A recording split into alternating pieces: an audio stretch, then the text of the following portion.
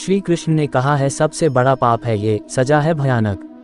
शास्त्रों पुराणों में बताया गया है कि मनुष्य धरती पर रहकर जो भी अच्छे या बुरे कर्म करते हैं उन सभी कर्मों का लेखा जोखा मृत्यु के बाद होता है और उसके अनुसार सजा और पुनर्जन्म मिलता है। ईश्वर की दृष्टि में जो अच्छे काम यानी आपके काम होते हैं उसे पुण्य कहा जाता है और जो बुरे कर्म होते हैं उन्हें पाप कहा जाता है। पुराणों में कई अच्छे और बुरे कर्मों के बारे में बताया गया है।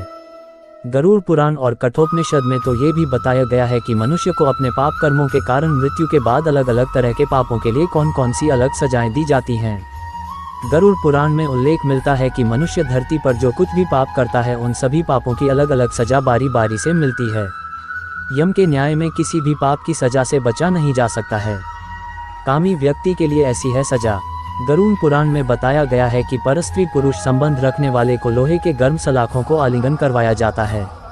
जो पुरुष अपने गोत्र की स्त्री से संबंध बनाता है उसे नरक की यातना भोग कर लकड़बग्घा अथवा शाही के रूप में जन्म लेना पड़ता है। कुंवारी अथवा अल्पायु कन्या से संबंध बनाने वाले को नरक की घोर यातना सहने के बाद अजगर योनि में आकर जन्म लेना पड़ता है। जो व्यक्ति काम भावना से पीड़ित होकर गुरु की पत्नी का मान भंग करता है ऐसा व्यक्ति वर्षों तक नरक की यातना सहने के बाद गिरगिट की योनि में जन्म लेता है। मित्र के साथ विश्वासघात करके उसके पत्नी से संबंध बनाने वाले को यमराज गधा की योनि में जन्म देते हैं। लेकिन व्यभिचार और धोखा देने से भी बड़ा एक पाप है जिसकी सजा कठोर है। महाभारत के समय एक व्यक्ति ने ऐसा पाप किया था, लेकिन आजकल बहुत से लोग ऐसे पाप करने लगे हैं। जानिए वह पाप क्या है और इसकी सजा क्या है। कृष्ण की दृष्टि से यह है सबसे बड़ा पाप। भगवान श्री कृष्ण ने दृष्टि में जो सबसे बड़ा पाप है वह है भ्रूण हत्या। महाभारत युद्ध समाप्त होने के बाद जब द्रोणाचार्य के पुत्र अश्वत्थामा ने उत्तरा के गर्भ में पल रहे बालक परीक्षित पर ब्रह्मास्त्र का प्रयोग करके उसकी हत्या कर दी, तब भगवान श्री कृष्ण सबसे अधिक क्रोधित हुए थे।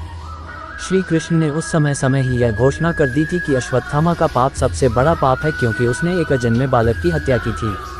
श्री कृष्ण ने इस पाप की सजा स्वयं अश्वत्थामा को दी थी।